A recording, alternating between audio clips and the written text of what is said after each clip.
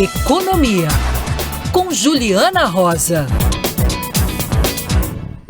Juliana Rosa, parece que hoje juntaram os camaradas lá no Ministério da Fazenda e o secretário especial do Tesouro, não sei se ele ficou envergonhado, se ele estava com a face avermelhada, mas não é só que é uma não é só que é um calote do tipo fatiar o que se deve pagar. Os camaradas estão preparando uma buchada completa, né? Porque vem uma paulada, inclusive na forma de reajustar. Ou seja, é barba, cabelo e bigodes, aprontões mesmo, não? Nossa, é uma hora aqui de explicação para poder dizer que parcelamento não é calote, tá?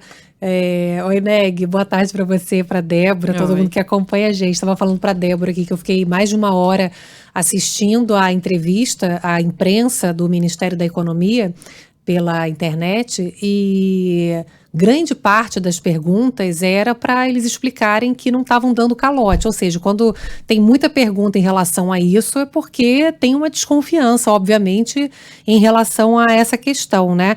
Então, o que eles estão dizendo? Que eu perguntei para o Bruno Funchal, o secretário do Ministério da Economia, se eles estão primeiro tirando os precatórios daquela regra que limita o crescimento de despesa pública, do teto de gasto, que é considerado uma âncora, né, de responsabilidade fiscal. Ele disse que não, que o que eles querem fazer é manter os precatórios dentro da regra do teto de gasto, mas parcelar uma parte do pagamento. Então, eles respeitariam esse limite de gasto público para poder aumentar o Bolsa Família, para poder aumentar outros gastos públicos que a gente sabe que em ano eleitoral tem uma pressão enorme para poder aumentar. Então, eles estão, na verdade, relacionando precatório com Bolsa Família, quando na verdade são duas coisas diferentes, né?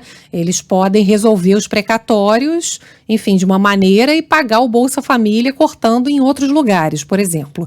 Aí o que o pessoal do mercado financeiro está repercutindo agora? Eles falam assim, primeiro, que a proposta do governo certamente vai ser judicializada. Né? Você imagina o estado da Bahia, por exemplo, que está esperando receber milhões na justiça, eles vão, obviamente, recorrer. E tem essa questão da correção também, que certamente está sendo questionada, né, Oineg, que você falou.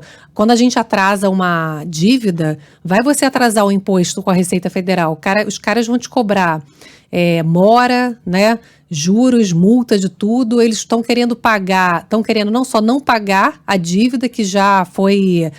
já bateu o martelo, né, o Supremo Tribunal Federal, estão querendo parcelar a dívida, não pagar, dar um calote e ainda falar que vai pagar em 10 anos pela correção da Selic, ou seja, que é menos do que a inflação. Então, isso... Não, aí vem uma barbaridade, eles estão reduzindo o estoque, eles estão mexendo no principal, porque a dívida, ela é corrigida por IPCA e também por juro de poupança. Quando você soma isso, forma um bolo X. Se você diz que vai ser Selic num parcelamento de 10 anos, você tá destruindo o dinheiro das pessoas, o dinheiro conquistado na justiça.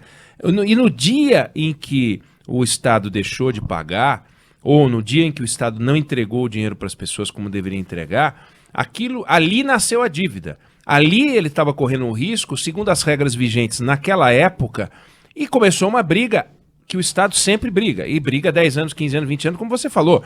Na primeira vez que você tocou nesse assunto, tem gente que morre e é o herdeiro que vai receber o dinheiro. Aí na hora que o herdeiro vai receber o dinheiro, eles estão dando um calote, mas é calote do padrão governo Sarney, é calote do padrão governo Collor. É igual, não tem diferença nenhuma. Trocar um indexador, como eles podem fazer um negócio desse? Pois é. Então, assim, o questionamento aqui nesse momento dos analistas é que vai ter judicialização tanto pela questão do calote quanto pela correção através da Selic. A outra questão, né, que estão falando que eu achei também muito importante, né, que é uma sinalização preocupante, é que quando o governo parcela, né, dá esse calote na prática, o que os analistas começam a comentar quando olham para o Brasil? Bom, se o governo faz isso com precatórios, também não dá para descartar que ele pegue, por exemplo, um título público e ao invés de pagar em 2026, por exemplo, que, né, seja o vencimento de um título público, decidir pagar em 2030.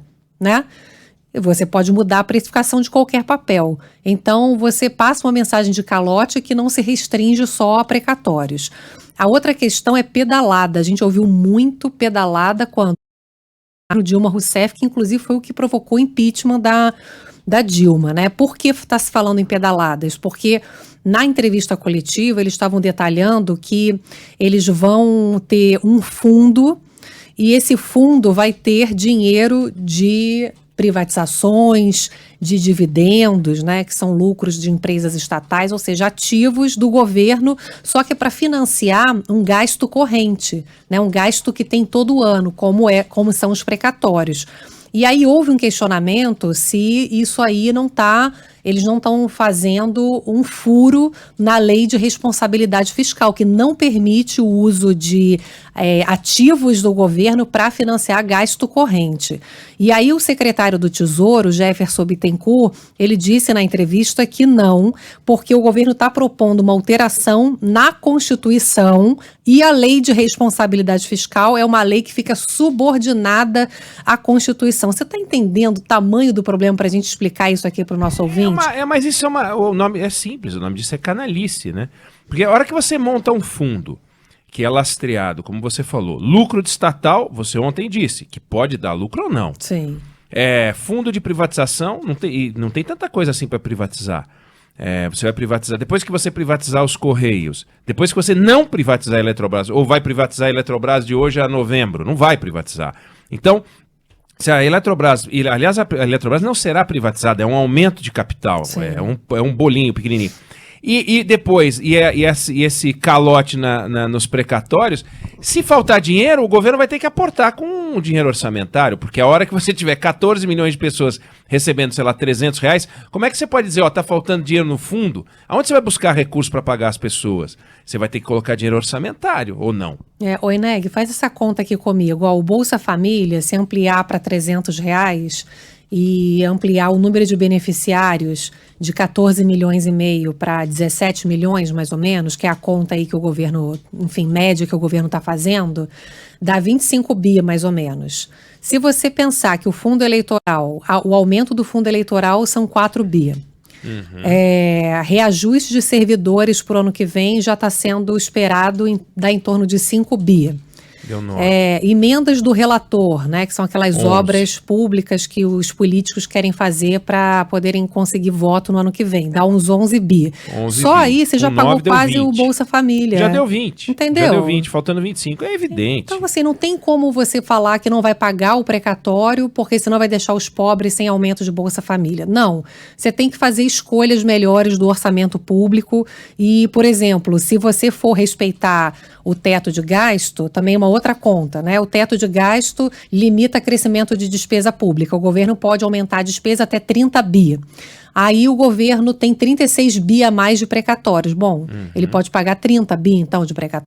Não, mas tem que pagar o Bolsa Família. Bom, meu amigo, então corta no fundo eleitoral, corta na verba do político, entendeu? Vira. Eles estão querendo fazer uma contraposição, ou precatório, ou Bolsa Família, como se uma coisa impedisse a outra. Ele é um discurso político, como você falou, que é uma canalice, porque muita gente passa a vida esperando o precatório, já foi prejudicado lá atrás porque não foi pago, foi injustiçado pelo Estado, aí entrou na justiça, esperou uma vida, quando finalmente ganha, o governo fala, devo, não nego, pago quando puder. E, Juliana, e como é que fica os apoios? E como é que fica as pessoas que estão esperando? Porque ele prometeu o Bolsa Família, ele está prometendo com vento, porque se não passarem a medida provisória e a PEC dos precatórios, não vai ter R$300 para pagar. Então ele está prometendo e depois vai dizer o quê? O Congresso não me deu, o Supremo não me deu, e o tempo inteiro esse discurso conspirador, é uma demagogia, um populismo de quinta categoria, e agora, preocupante,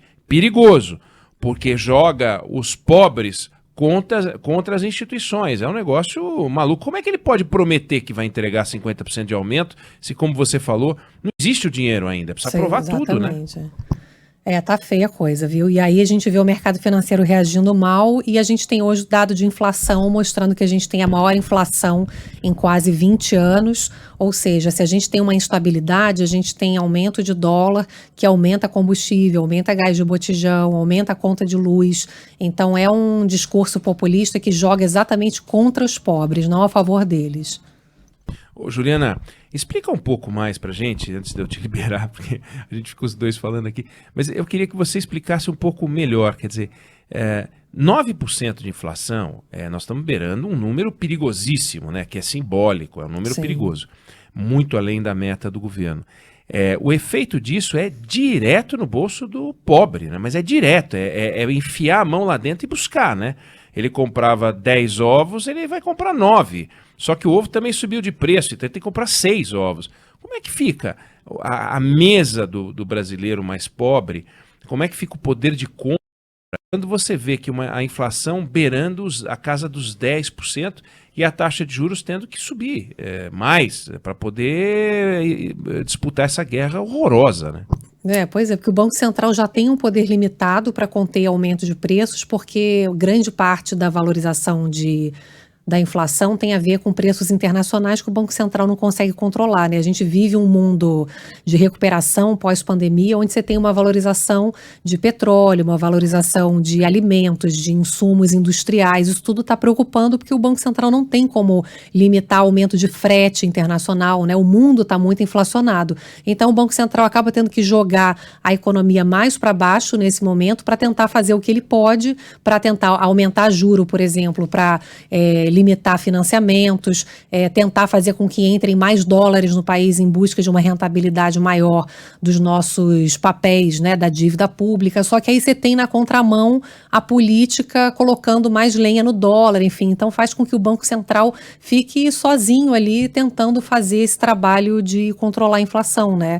É duro isso, né? Porque quanto mais juro ele sobe, que é o que ele falou hoje, inclusive o Banco Central, a expectativa de Selic mais alta, a gente tem mais encarecimento de crédito, mais dificuldade de melhora da economia, né?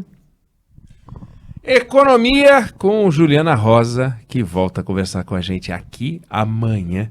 E te vejo hoje à noite, será? Ontem eu vi a Juliana, eu achei que a gente fosse estar junto no Jornal da Band. Aí ontem ela não entrou no Jornal da Band. Mas aí eu vi ela quando eu saí do Jornal da Band. Hoje vai ter, porque tem muito assunto. Trabalha muito essa mulher, gente. Não, é impressionante. Pra onde você olha tem Juliana Rosa, o Débora Alfano.